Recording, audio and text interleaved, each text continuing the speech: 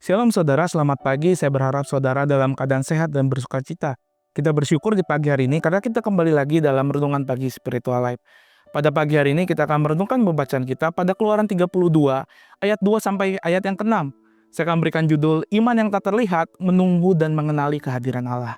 Saya akan bacakan firman Tuhan bagi kita semua. Demikian firman Tuhan. Harun berkata kepada mereka, "Lepaskanlah anting-anting emas yang ada pada telinga istrimu, anakmu laki-laki dan perempuan.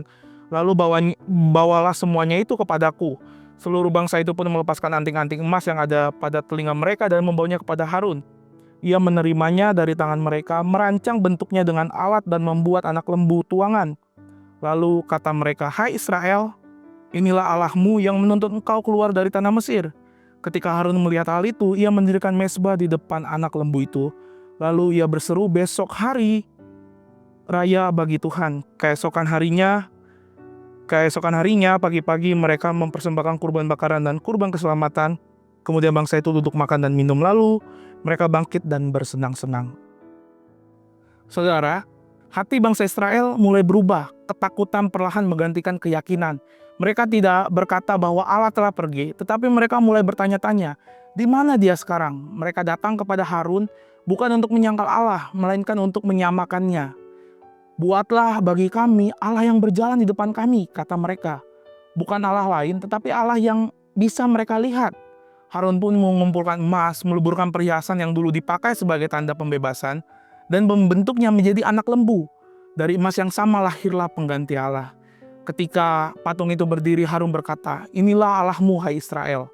Di saat itu terjadi, itu menjadi sebuah tragedi rohani. Allah yang hidup disamakan dengan benda yang mati. Allah yang berbicara dari api disederhanakan menjadi bentuk yang bisa disentuh. Bukan karena Allah berhenti hadir, tetapi karena manusia berhenti mengenalinya. Bangsa itu membutuhkan sosok visual. Mereka ingin iman yang bisa dilihat, bukan iman yang harus dipercaya. Mereka rindu kepastian yang instan, bukan relasi yang menuntut sebuah penantian.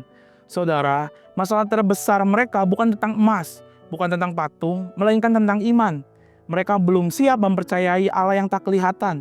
Mereka lupa bahwa iman adalah kemampuan untuk mengenali Allah justru ketika dia tidak dapat dilihat. Pergumulan mereka adalah kegagalan menyadari bahwa Allah tidak pernah meninggalkan mereka, meski wujudnya tidak dapat disentuh. Tetapi bertahun-tahun kemudian Yesus berkata kepada murid-muridnya, "Berbahagialah mereka yang tidak melihat namun percaya." Ucapan itu seolah menjadi jawaban atas tragedi yang terjadi di Sinai. Bahagia bukan mereka yang memiliki bukti visual, melainkan mereka yang mengenal Allah dengan iman. Keluaran 32 ayat 2-6 mengingatkan kita bahwa bahaya terbesar dari iman bukanlah ketika Allah tidak hadir, melainkan ketika kita berhenti mengenali kehadirannya. Bangsa Israel jatuh bukan karena Allah meninggalkan mereka, tetapi karena mereka menuntut Allah menjadi terlihat dan dapat dijelaskan. Hari ini kita pun sering berada dalam persimpangan yang sama.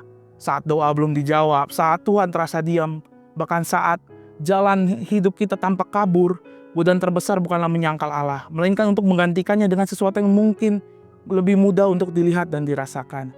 Namun firman Tuhan menegaskan, iman tidak lahir dari apa yang dilihat mata, melainkan dari pengenalan Allah yang setia. Berbahagialah kita jika di tengah ketidakpastian kita tetap memilih percaya. Berbahagialah kita jika dalam penantian kita tidak membentuk Allah versi kita sendiri, tetapi tetap bersandar pada Allah yang hidup. Saudara, mari sejenak kita renungkan firman Tuhan yang sudah kita dengar. Saudara, apakah kita cenderung mengharapkan tanda visual untuk menguatkan iman kita? Atau kita bisa mempercayai Allah meskipun dia tidak nampak dalam hidup kita? Biarlah kiranya kita belajar menunggu tanpa menyamakan Allah. Percaya tanpa menuntut bukti visual dan tetap setia meski belum terlihat. Sebab Allah tidak pernah pergi. Kitalah yang dipanggil untuk terus mengenalinya.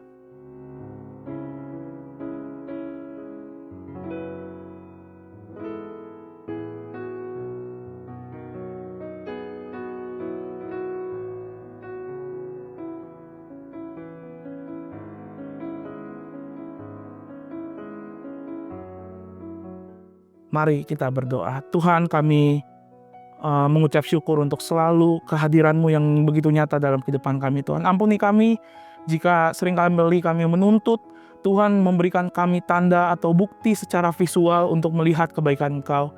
Ampuni kami jika kami sering sekali meragukan tentang kebaikan Tuhan, kesetiaan Tuhan dalam hidup kami. Dan ajar kami Tuhan di hari-hari ini untuk semakin kami lebih punya iman yang teguh dan semakin mengenal Engkau lebih dalam Tuhan. Kami bersyukur untuk firman yang menyapa kami di pagi hari ini, dan biar kiranya kami menyerahkan sepanjang hari ini, biar kiranya Tuhan memberkati kami, bahkan memberikan kami kekuatan, sukacita, dan damai sejahtera untuk kami menjalani hari ini Tuhan. Karena kami tahu selalu ada penyertaan Tuhan yang begitu indah dalam kehidupan kami. Kami bersyukur dalam nama Tuhan Yesus. Amin.